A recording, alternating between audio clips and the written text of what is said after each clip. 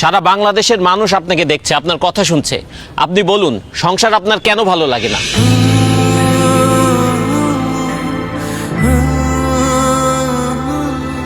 আমি যখন অনেক ছোট স্কুলে পড়ি, তখন আমার মা বাবা, স্কুলের শিক্ষক সবাই আমাকে বলেছেন, সুন্দরভাবে পড়াশোনা করো, পরীক্ষায় ভালো রেজাল্ট করো, তাহলে জীবনে সুখ আসবে। আমিও সেই সুখের আশায় দিন রাত পড়াশোনা করতে শুরু করলাম। পরীক্ষা দিলাম, ভালো রেজাল্ট করলাম, পড়াশোনা শেষ করলাম, কিন্তু সুখ পেলাম না। বরং চাকরি নামের একটা দুশ্চিন্তা আমার জীবনে চলে আসলো। সবাই বলতে শুরু করলো, যদি ভালো চাকরি পাও তাহলে জীবনে সুখ পাবা। তাই চাকরির জন্য বিভিন্ন জায়গায় পাগলের মতো ঘুরতে থাকলাম, ইন্টারভিউ দিতে থাকলাম। অবশেষে আমার চাকরিটা হলো ঠিকই, কিন্তু আমার জীবনে সুখ আসলো না। অফিসে কাজের প্রেশার, বসের প্রেশার, প্রমোশনের প্রেশার, আমার জীবন থেকে সুখ আরো বেশি হারিয়ে গেল। এরপরে ভাবলাম, জীবনে যদি একটা বউ আসে তাহলে হয়তো জীবনে সুখ আসবে। বউ আমার পাশে বসে থাকবে, মিষ্টি মিষ্টি কথা বলবে, রান্না করে খাওয়াবে, আদর করে রাতে ঘুম পাড়িয়ে দিবে। তারপর একটা বিয়ে করলাম, কিন্তু তারপর আমার জীবনের সুখ আসেনি। অফিসের প্রেশারের সাথে আমার জীবনে আরেকটা প্রেশার যোগ হইল, সেটার নাম হচ্ছে বউয়ের প্রেশার। কাজের জন্য অফিসে বেশি সময় দিলে বউকে সময় দিতে পারি না, বউকে বেশি সময় দিলে অফিসে সময় দিতে পারি না, বউকে বেশি সময় দিলে অফিসে বসের ঝাড়ি খেতে হয়, অফিসে বেশি সময় দিলে বউর গোমরা মুখ দেখতে হয়। তারপর আজকে এটা লাগবে, কালকে সেটা লাগবে, পরশু ওইটা লাগবে। যখন যা চায় সেটা এনে দিলে সংসারে শান্তি, না এনে দিলে অশান্তি। বউয়ের সাথে ভালো মতো কথা বললে বাবা মা রেগে যায়, বাবা মাকে বেশি সময় দিলে, ভালো করে কথা বললে বউ অভিমান করে। শ্বশুর শাশুড়ির সেবা করলে বাবা মা রেগে যায়, আবার বাবা মার সেবা করলে শ্বশুর শাশুড়ি রেগে যায়। তবুও শ্বশুর শাশুড়ি, বাবা মা সবার মন জুগিয়ে এই সংসারে আমাকে চলতে হয়েছে।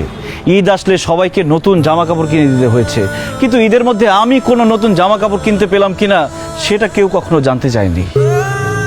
কেউ অসুস্থ হলে তাকে হসপিটাল নিতে হয়, ওষুধ এনে দিতে হয়, কিন্তু সারা দিন শেষে ক্লান্ত হয়ে আমি বাসায় ফিরলে আমার কি খারাপ লাগছে কিনা, আমার কি অসুস্থ লাগছে কিনা কেউ কখনো আমার কাছে জানতেও চায়নি। আর এইসব শুধু আমার সাথে না, বাংলাদেশের হাজার হাজার লাখো পুরুষের সাথে প্রতিনিয়ত হচ্ছে এরকম। এত কিছু করার পরও একজন পুরুষ মানুষ, একজন স্বামী কাউকেই খুশি করতে পারে না। সবার শুধু সেই পুরুষ মানুষটার উপরে কমপ্লেইন আর কমপ্লেইন। তাই সংসার থেকে আমার মন উঠে গেছে। আপন মানুষদেরকে আমার পর মনে হচ্ছে, বাড়িটাকে আমার জেলখানা মনে হচ্ছে। আমার মনে হচ্ছে আমার খোলা হাওয়া দরকার, আমার নির্ভেজাল জীবন দরকার, আমার একা থাকা দরকার। তাই আমি বাড়ি ছেড়ে, সবাইকে ছেড়ে এখানে এসে থাকার চিন্তা ভাবনা করেছি।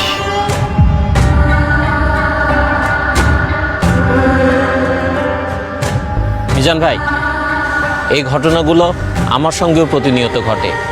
আমারও মনে হয় আমি সব কিছু ছেড়ে ছেড়ে চলে যাই। আপনি তো একদম আমার মনের কথা বলেছেন।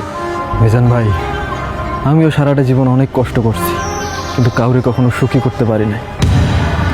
মাঝে মাঝে মনটা চায় যে সংসার জীবনটা ছাইরা চলে যায়, কিন্তু বাবা মা, বউ বাচ্চা এগো মায়া ছাড়তে পারি না। বাবারে, তুই যা বলছিস তাই দেশের সব পুরুষের সাথেই হয়। পুরুষ কোনোদিন কারো আপন হইতে পারে না। পুরুষ মানুষ শুধু দিয়েই যায়, কারো কাছে সুখ পায় না। তারপরেও পুরুষ সংসার ছেড়ে যেতে পারে না। তার দায়িত্ব হচ্ছে সংসারটাকে আগলে রাখা, সংসারের সব মানুষগুলিকে ভালো রাখা। এই অবস্থাটা হইতো না রে বাবা, যদি আমরা পুরুষরা নারীরে নারী না বলতাম, মানুষ বলতাম, মানুষ ভাবতাম। আর নারীরাও যদি পুরুষ না বইলা মানুষ ভাবতো, দুইজন দুইজনরে মানুষ ভাবলে এই সমস্যাগুলি আর হইতো না রে বাবা। জামাই বাবাজি, তুমি যে কথাগুলো বলছো একদম ঠিক বলছো। তুমি বলতে পারছো, কিন্তু আমি সারাটা জীবন বলতে পারি না। তারপরে পুরুষ মানুষ দেখে এভাবেই সংসার করতে হয়, তোমাকেও করতে হবে। মিজান, আমাকে তুমি মাফ করে দাও।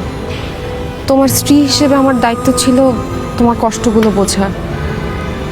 আমি তোমাকে কথা দিচ্ছি, আজকে থেকে তোমার দুঃখ কষ্ট সব কিছুর আমি খেয়াল রাখবো। প্লিজ বাসায় চলো, চলো না আমরা নতুন করে সুখের সংসার করি। আমার মনে হয় আমরা পুরুষরা সবাই পাগল, আর সেই জন্য সংসারের শত ঝামেলা সহ্য করেও সংসার করে যাচ্ছি, করে যাব। চলো।